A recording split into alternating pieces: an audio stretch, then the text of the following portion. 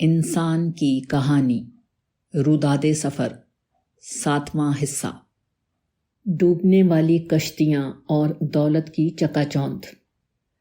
واپسی کا سفر شروع ہوا تو راستے کے دونوں طرف واقع کھانے پینے کی بین الاقوامی چین اور بڑے بڑے شاپنگ سینٹرز اور مارکیٹوں کی روشنیوں نے فوراً اپنی طرف متوجہ کر لیا۔ میں نے حیرت سے پوچھا کہ یہاں خریدار کون ہوتا ہوگا؟ احمد صاحب نے بتایا کہ اس علاقے کے لوگ بڑی تعداد میں ملک سے باہر ہیں، بلکہ یہاں کلچر ہے کہ ہر گھر اور خاندان کا کوئی نہ کوئی فرد باہر ضرور ہوتا ہے۔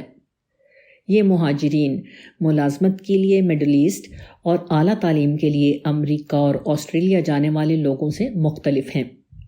ان میں سے بیشتر غیر قانونی طریقے پر براستہ ایران اور ترکی یورپ کے ساحل پر اترتے ہیں اور پھر رفتہ رفتہ وہاں سیٹ ہو جاتے ہیں۔ پھر وہاں سے آنے والے زر مبادلہ سے رفتہ رفتہ گھر میں دولت کی ریل پیل ہو جاتی ہے۔ کچے گھر پکے اور چھوٹے گھر بڑے ہو جاتے ہیں۔ لوگ مہنگی شاپنگ کرنے لگتے ہیں۔ انہیں دیکھ کر پیچھے رہ جانے والے اپنی عمر بھر کی کمائی، بچت اور زیور کو داؤ پر لگا کر اپنے کسی پیارے کو کسی ایجنٹ کے حوالے کر دیتے ہیں کہ کسی طرح انہیں یورپ کی جنت میں پہنچا دے۔ اس معاملے میں لوگوں میں باہمی مقابلہ ہوتا ہے اور لوگ ایک دوسرے کی نقل میں قرض لے کر بھی اپنے پیاروں کو باہر بھیجنے کی کوشش کرتے ہیں۔ اس عمل میں تنہا ملک سے باہر جانے والے کس امتحان سے گزرتے ہیں، کیسے نفسیاتی، خاندانی اور سماجی مسائل پیدا ہوتے ہیں اور کیسے اخلاقی مفاسد جنم لیتے ہیں، اس کا اندازہ کسی کو نہیں۔ دولت کی چکا چوندھ کے علاوہ جو کچھ بھی سامنے آتا ہے وہ انسانی جانوں کا المیہ ہے۔ ہم جس وقت یہ گفتگو کر رہے تھے اسی وقت اٹلی کے ساحلی علاقے میں ایسے ہی مہاجرین کی ایک کشتی ڈوبنے سے 64 لوگ ہلاک ہو گئے تھے، جن میں 20 پاکستانی بھی تھے۔ ان میں قومی ہاکی ٹیم کی ایک خاتون کھلاڑی بھی شامل تھیں۔ جبکہ جون کے مہینے میں جب ہم سری لنکا میں شوٹنگ کر رہے تھے، یونان کے ساحل کے پاس ایک اور کشتی ڈوبی جس میں 350 پاکستانی سوار تھے۔ اس طرح کے واقعات دو طرح کے المیوں کو سامنے لاتے ہیں۔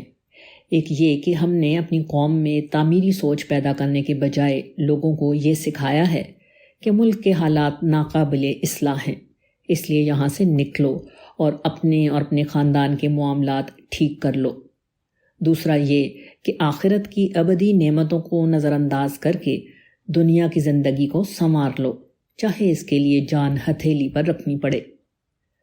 مایوسی اور دنیا پرستی کی یہ سوچ بہت خرابیاں پیدا کرتی ہے، جبکہ امید کی سوچ ایک مثبت سوچ ہے جو انسان میں جذبہ تعمیر پیدا کرتی ہے۔ اسی طرح آخرت رخی سوچ انسان کو مایوسی سے بچا کر بدترین حالات میں بھی حوصلہ دیتی ہے۔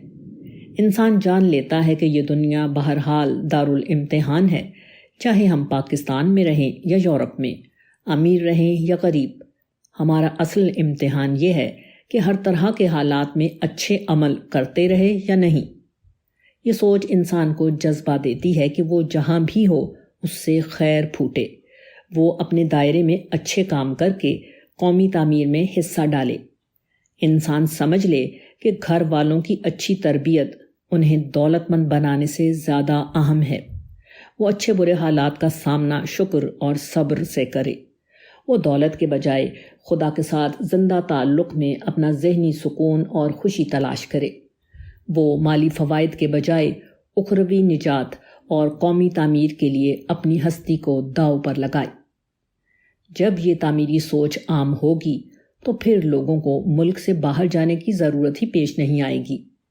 اس ملک میں اتنے وسائل ہیں کہ یہ خطہ یورپ سے آگے بڑھ سکتا ہے، مگر اس سے قبل تعمیری سوچ پیدا کرنا اور اپنے دائرے میں کام کرنے کا جذبہ پیدا کرنا ضروری ہے۔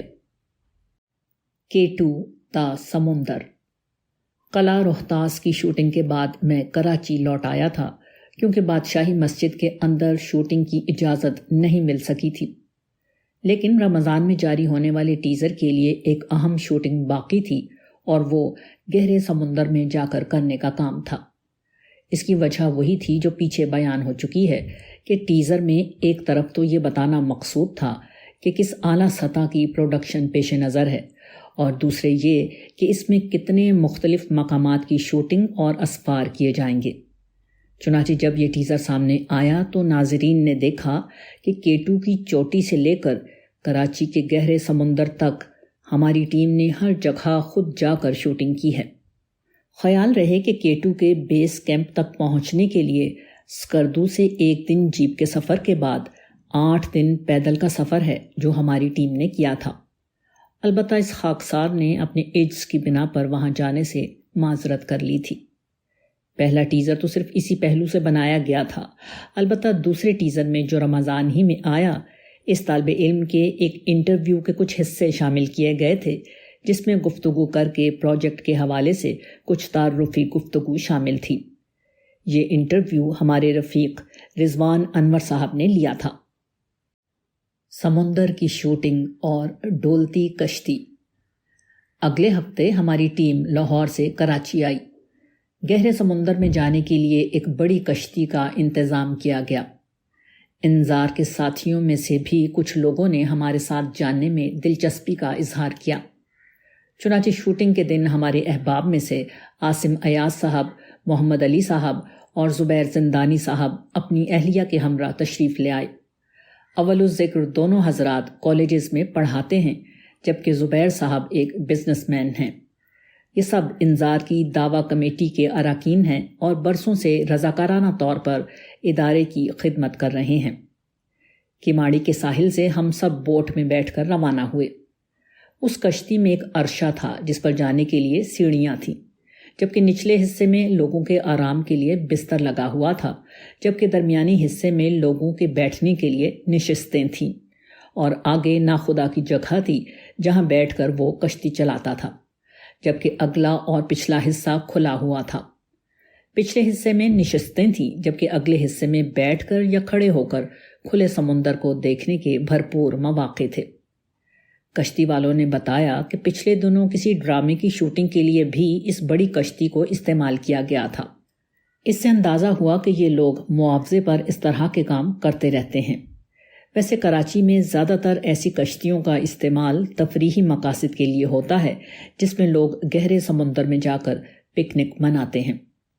اتفاق کی بات ہے کہ اس روز ہوا کافی چل رہی تھی، چنانچہ تھوڑی دور جانے کے بعد ہی پانی کا تلاطم واضح طور پر محسوس ہونے لگا اور کشتی دائیں بائیں ڈولنے لگی۔ جن لوگوں نے سمندری سفر کیا ہے وہ جانتے ہیں کہ اس طرح جہاز یا کشتی جب ڈولتی ہے تو اندر موجود لوگوں کے ساتھ کیا ہوتا ہے۔ جیسے جیسے کشتی آگے بڑھنے لگی اس کا ڈولنا بڑھتا گیا۔ صورتحال یہ ہو گئی تھی کہ کشتی کے اندرونی حصے میں جب کشتی والوں نے کھانے کی چیزیں لگائیں تو صورتحال یہ تھی کہ پلیٹوں کو میز سے گرنے کے لیے ہاتھوں سے روکنا پڑ رہا تھا۔ اس کا نتیجہ یہ نکلا کہ رفتہ رفتہ تمام لوگوں کے دل متلانے لگے اور ساتھ میں چکر اور الٹیاں شروع ہو گئیں۔ اس صورتحال میں اللہ تعالیٰ نے ہماری اس طرح مدد کی کہ جن 2 لوگوں کو اصل کام کرنا تھا، یعنی یہ خاکسار اور DPO عمران، اللہ تعالیٰ نے دونوں کو بالکل ٹھیک رکھا۔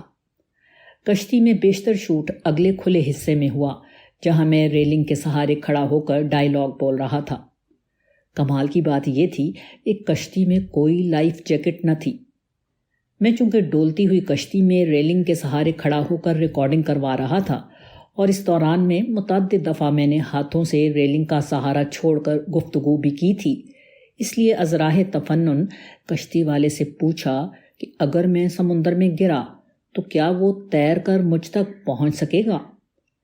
اس نے جواب میں کہا کہ وہ اسی لیے قریب آ کر کھڑا ہوا ہے۔ اس وقت مجھے اندازہ ہوا کہ جس چیز کو میں لطافت کے پیرائی میں دیکھ رہا تھا وہ ایک حقیقی خطرہ تھا۔ تاہم چونکہ شاٹ ہی یہاں سے اچھے آ رہے تھے، اس لیے میں نے رسک لے کر یہ سارے شاٹ ریکارڈ کروائے۔ اس کے علاوہ کشتی کے عرشے پر اور پچھلے حصے میں ریکارڈنگ بھی ہوئی۔ ہماری ہر شوٹنگ کا ایک بہت اہم حصہ ڈرون سے کی جانے والی شوٹنگ ہوتی ہے۔ احمد صاحب اس سے بہت کمال کی شوٹنگ کرتے ہیں۔ ہر دفعہ کی طرح انہوں نے سمندر پر بھی یہ کرنے کی کوشش کی، مگر ہوا بہت تیز چل رہی تھی اور اندیشہ تھا کہ ڈرون تیز ہوا میں بے قابو ہو کر سمندر میں گر جائے اور یہ ایک بہت بڑا نقصان ہوتا، مگر انہوں نے ہمت کر کے یہ کام بھی کر لیا، اور بعد میں اندازہ ہوا کہ ڈرون نے اس کشتی کی بڑی خوبصورتی سے عکاسی کی ہے۔ دشت تو دشت ہیں، دریا بھی نہ چھوڑے ہم نے۔ اس شوٹنگ کی تصاویر جب احباب کے حلقے میں شیئر ہوئیں تو ایک دوست ڈاکٹر باری صاحب نے اقبال کا یہ مصرع بطور تبصرہ نقل کر دیا: دشت تو دشت ہیں، دریا بھی نہ چھوڑے ہم نے۔ یہ اقبال کی مشہور نظم شکوہ کا ایک مصرع ہے۔ اقبال کی پوری بات جو اس ڈاکیومنٹری کی مکمل عکاسی کرتی ہے اس طرح ہے: محفل کون و مقام میں سحر و شام پھرے، میں توحید کو لے کر صفت جام پھرے، کوہ میں دشت میں لے کر تیرا پیغام پھرے، اور معلوم ہے تجھ کو کبھی ناکام پھرے۔ دشت تو دشت ہے، دریا بھی نہ چھوڑے ہم نے، بحر ظلمات میں دوڑا دیے گھوڑے ہم نے۔ یہی اس ڈاکیومنٹری کا مقصد ہے کہ الحاد کے اس دور میں جب لوگ خدا کو ماننے کے لیے تیار نہیں، اور جو مانتے ہیں وہ خدا کے حضور پیشی کے احساس میں جینے اور اس کا پیغام دنیا تک پھیلانے کے بجائے دوسری چیزوں میں الجھے ہوئے ہیں، ہم ایک فرض کفایہ ادا کرنے کے لیے اٹھے ہیں تاکہ قرآن کا پیغام استدلال ایک کہانی کی شکل میں اور عصر حاضر کے بہترین معیار کے مطابق دنیا تک پہنچا سکے۔ ہم مغرب کے وقت اپنا کام مکمل کر کے لوٹے۔ سمندر کی شوٹ کے ساتھ رمضان میں نشر ہونے والے ٹیزر کے لیے ضروری سفر مکمل ہو چکا تھا، مگر یہ اصل سفر کا محض آغاز تھا۔ اصل سفر بہت طویل سفر تھا، اس کے بڑے مراحل ابھی باقی تھے، مگر یہ سارے سفر رمضان کے بعد ہونے تھے۔ رمضان سے قبل کا ہمارا کام مکمل ہو گیا تھا۔